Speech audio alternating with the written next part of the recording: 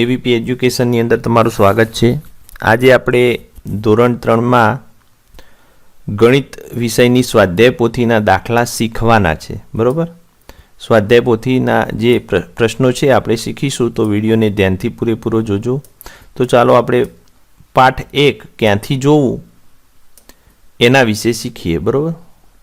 નીચેના ચિત્રો મેળવવા વસ્તુઓને ક્યાંથી જોવામાં આવી હશે, સાચા શબ્દની નીચે લીટી કરો। તો સૌથી પહેલા વિદ્યાર્થી મિત્રો પહેલો પ્રશ્ન છે, એમાં ગાડીનું ચિત્ર છે અને આ ચિત્ર એ ક્યાંથી લેવામાં આવ્યું આપણે જોઈએ તો આ ચિત્ર એ ઉપરથી પાડવામાં આવ્યું હશે, બરોબર। તો અહીં આપણે ત્રીજા નંબર ઉપર લીટી કરીશું। બીજો પ્રશ્ન છે ગાડીનો જ છે, એને એ ચિત્ર ક્યાંથી પાડવામાં આવ્યું છે, પાછળથી, ઉપરથી કે સામેથી? તો સામેથી આવશે। ચલો ત્રીજા નંબરનું છે પ્રશ્ન, બરોબર, એ જોઈએ તો એમાં ઓપ્શન છે આગળથી, પાછળથી કે ઉપરથી। તો આ ગાડી વિદ્યાર્થી મિત્રો જે ફોટો છે આગળથી પાડેલો છે, બરોબર। પછી ચોથું, તો ચોથાની અંદર બિલાડી એક રૂમની અંદર બારીમાંથી જોઈએ છે અને આ બારીનો જે ફોટો છે એમાં વિદ્યાર્થી મિત્રોના સીધા માથા દેખાય છે, એટલે કે ઉપરથી આ ફોટો પાડેલો છે, આપણે ઉપરથી રાખીશું। તો અહીંયા વિદ્યાર્થી મિત્રો જોઈએ પાંચમાની અંદર, તો પેન્સિલ છે, પેન્સિલનો જે ચિત્ર છે એમાં ઓપ્શનમાં આગળથી, ઉપરથી, સામેથી। તો અહીંયા પેન્સિલનો જે ફોટો છે વિદ્યાર્થી મિત્રો એ આગળથી છે, બરોબર। તો આગળનું જોઈએ, ચલો। બીજું, નીચે આપેલ ટપકાઓની મદદથી પેટર્ન ડિઝાઇન બનાવો। તો તમે આની મદદથી અલગ અલગ પ્રકારની પેટર્ન બનાવી શકો છો, તમે યોગ્ય રીતે તમને પસંદ હોય એવી તમે પેટર્ન બનાવી શકો છો આની મદદથી, બરોબર। તમે ફૂટપટ્ટી અને પેન્સિલનો ઉપયોગ કરી શકો છો અને પેટર્ન બનાવી શકો છો। તો આ રીતે તમારે પેટર્ન બનાવવાની છે અલગ અલગ પ્રકારની, બરોબર। તમને જે યોગ્ય, તમને જે પસંદ હોય એ તમે પેટર્ન બનાવી શકો છો આની અંદર, બરોબર। ચલો, જોડીને ચોરસ અને લંબચોરસ દોરો। તો અહીંયા ચોરસ અને લંબચોરસ દોરવાના છે। તમે ચોરસ કોને કહેવાય અને લંબચોરસ કોને કહેવાય શીખ્યા છો વિદ્યાર્થી મિત્રો। તો આ ચોરસ કહેવાય, બરોબર, અને લંબચોરસ આપણે કહીએ તો એમાં લંબાઈ અને પહોળાઈ જુદું હોય, તો આને આપણે લંબચોરસ કહીશું। તો આ રીતે તમારે લંબચોરસ દોરવાનું છે અને આ ચોરસ કહેવાય। ચોરસમાં બધી બાજુઓ સરખી હોય, બરોબર। ચોરસમાં બધી બાજુઓનો માપ સરખા હોય, બે જ ખાના, અહીંયા પણ 2 ખાના, અહીંયા પણ 2 ખાના, અહીંયા પણ। અહીંયા લંબાઈ છે 4 સેમી લીધી, અહીંયા 4 સેમી લંબાઈ અને પહોળાઈ 2 સેમી, એટલે આ થશે લંબચોરસ। તો આ રીતે તમારે ચોરસ અને લંબચોરસ દોરવાના છે। ચલો આગળ જોઈએ। નીચે આપેલ બિંદુઓની ગોઠવણીમાં નીચેની વસ્તુઓના ચિત્ર દોરો। તો અહીંયા તમારે બિંદુઓની ગોઠવણીથી પેન્સિલ દોરવાનું છે। તો હું તમને દોરીને બતાવું પેન્સિલ, બરોબર। તો આપણે ચલો પેન્સિલ દોરીએ। હું અહીંયા નાની પેન્સિલ દોરું એટલે તમને ખ્યાલ આવી જાય।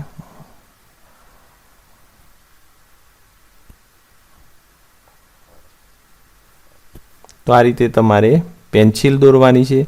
પછી તમે બિંદુઓની ગોઠવણીથી બેટ પણ દોરી શકો। ચલો બેટ દોરીએ।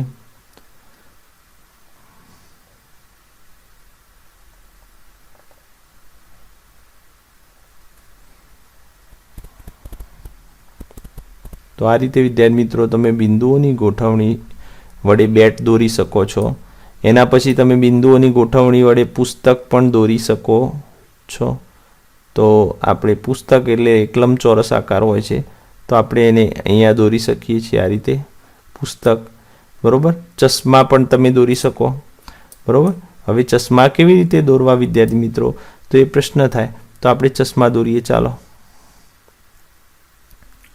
ચશ્માનો આકાર આપણે આપણી રીતે અહીંયા સેટ કરવાનો છે, બરોબર। ચશ્માનો જે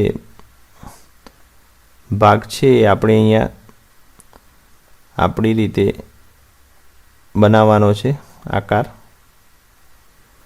તમે જોઈ શકો કે અહીંયા ચશ્મા બની ગયા, બરાબર. હવે ચશ્માની દાંડી પણ તમે આ રીતે બનાવી શકો, બરાબર. તો આ રીતે તમારે ચશ્મા બનાવવાના છે. એના પછી આપણે જોઈએ સીસી, તો એટલે કે બોટલ. તો તમે કોઈ બોટલ હોય તો તમે એને પણ બનાવી શકો. અહીંયા નાની દવાની બોટલ હોય તો તમે આ રીતે એને બનાવી શકો છો. નાની દવાની બોટલ હોય, ચલો, તો એને આપણે સીસી કહીશું. તો આ રીતે તમારે ચિત્રો દોરવાના છે આપેલા. ચલો આગળ આપણે જોઈએ. ચાલો, નીચે આપેલ અડધા ચિત્રોને અરીસામાં જુઓ અને પૂર્ણ ચિત્ર બનાવો. તો તમારે ચિત્રને પૂર્ણ બનાવો. જો આ ચિત્રને અરીસામાં જોઈએ તો એ બાજુનો ભાગ પણ અરીસામાં દેખાય, બરાબર. તો એ ચિત્ર અરીસામાં આ રીતે બાજુનું જે ચિત્ર છે એ પણ અરીસાની અંદર આમ દેખાય છે, બરાબર. એના લીધે અરીસામાં એ ચિત્ર આખું બની જાય છે, એટલે કે આ શર્ટ જે ટી શર્ટ છે આખી બની જશે. એ જ રીતે આ પાનનું ચિત્ર છે અરીસામાં, એ પણ સંપૂર્ણ દેખાશે.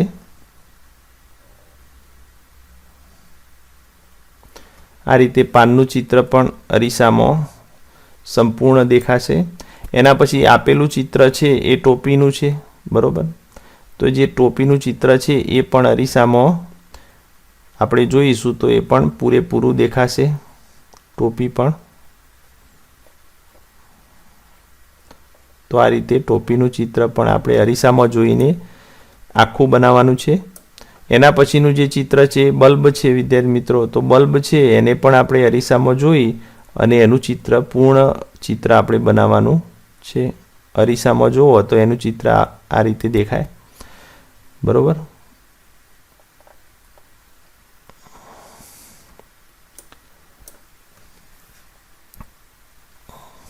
હવે જે ચિત્ર આવ્યું વિદ્યાર્થી મિત્રો ઘરનું છે, તો આપણે ઘરનું ચિત્ર પણ અરીસામાં જોઈ અને સંપૂર્ણ બનાવી શકીએ છીએ, બરાબર. તો આ રીતે તમારે ચિત્રોને સંપૂર્ણ બનાવવાના છે. ચલો એના પછી છઠ્ઠો પ્રશ્ન છે, નીચે આપેલ ચિત્ર નંબર 1 મુજબ બાકીના ચિત્રોને લીટી વડે સરખા ભાગ દોરી શકાશે. તો અહીંયા પ્રશ્ન પૂછે છે કે નીચે આપેલ ચિત્ર નંબર 1 મુજબ આના મુજબ બાકીના ચિત્રોને લીટી વડે પણ આના જેમ બે સરખા ભાગ કરી શકાય એમ, અરીસા ચિત્ર બનાવી શકાય એમ. તો અહીંયા જે લીટી દોરી છે ટપકાવાળી, એ રીતે પતંગિયાને લીટી દોરી તો શું બે સરખા ભાગ બને? તો હા, બનશે. આ લંબચોરસને લીટી વડે બે સરખા ભાગ બનશે, હા. અહીંયા નહીં બને, ના, બરાબર. 5 નંબરમાં બે ભાગ બનશે, હા, બરાબર. લીટી કરીશું તો બે ભાગ બનશે. એમાં પણ બનશે, હા. ડીમાં આડી લીટી કરીશું તો બનશે, હા. એચમાં પણ વચ્ચેથી લીટી કરો અથવા આડી લીટી કરો તો બનશે, હા. આપણે હા લખીશું, બરાબર. એક્સમાં પણ આડી લીટી કરશો અથવા ઊભી લીટી કરશો તો પણ બનશે, એટલે કે હા. વાયમાં ઊભી લીટી કરીશું તો બનશે, હા. અહીંયા પણ ઊભી લીટી કરીશું તો બનશે, હા, બરાબર. એના પછી ક છે, કમાં આપણે ઊભી લીટી કે આડી લીટી કરીશું તો નહીં બને, માટે અહીંયા આવશે ના, બરાબર. હવે આપણે જોઈ શકીએ કે આ ઓ જેવું ચિત્ર છે એ ગાડીનો સિમ્બોલ છે, બરાબર, રેનોલ્ડ ગાડીનો. તો એને વચ્ચેથી આપણે લીટી દોરીશું તો એ અરીસા ચિત્ર બનશે. તો આ જે ભાગ આપેલા છે એના લીધે કદાચ ના લાગે, પરંતુ અહીંયા અરીસા ચિત્ર બને, હા. અહીંયા નહીં બને, 18 લખેલા છે ત્યાં ના આવશે, બરાબર.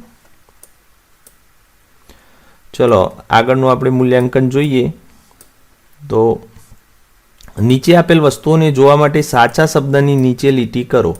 અહીંયા જે વસ્તુઓ છે એને જોવું હોય તો સાચા શબ્દની નીચે લીટી કરો. તો વિમાન આપેલું છે, વિમાનનો ફોટો આ ક્યાંથી પાડેલો છે વિદ્યાર્થી મિત્રો? તો નીચે ટાયર દેખાતા નથી, માટે આ જે ચિત્ર છે આપણે આમ તો જોઈએ તો નીચેથી આપેલું છે, બરાબર.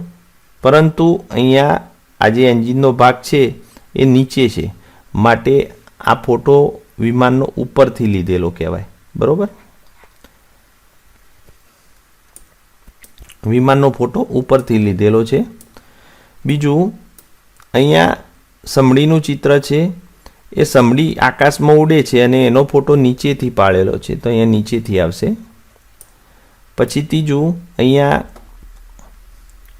લક્કડ ખોદ એ ઝાડની અંદર ખોદે છે અને પાછળથી નથી, ઉપરથી નથી, એ સામેથી આવશે.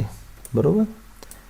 એના પછી નીચેના ટપકાઓની મદદથી ત્રિકોણ અને ષટકોણ બનાવો. તો આપણે વિદ્યાર્થી મિત્રો ત્રિકોણ બનાવીએ. ત્રિકોણ તમે ઘણા બધા બનાવી શકો છો જેને 3 ખૂણા હોય એવા. તો તમે ત્રિકોણ ઘણી જાતના બનાવી શકો છો. બરાબર. તો આ રીતે તમારે ઘણા બધા ત્રિકોણ બનાવવાના છે. તમે ષટકોણ એટલે કે જેને 6 ખૂણા હોય, બરાબર, એવો ષટકોણ બનાવવાનો છે. તો આપણે ચાલો બનાવીએ.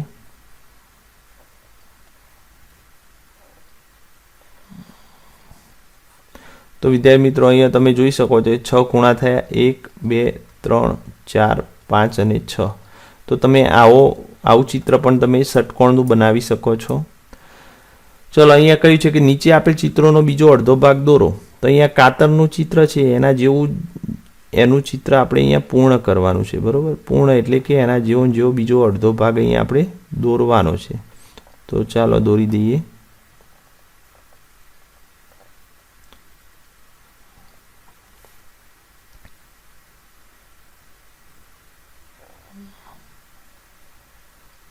તો આ રીતે તમારે કાતરનું ચિત્ર છે એને પૂર્ણ કરવાનું છે. પછી બીજું ચિત્ર આપેલું છે એ પતંગિયાનું છે, એને પણ તમારે પૂર્ણ કરવાનું છે. બરાબર.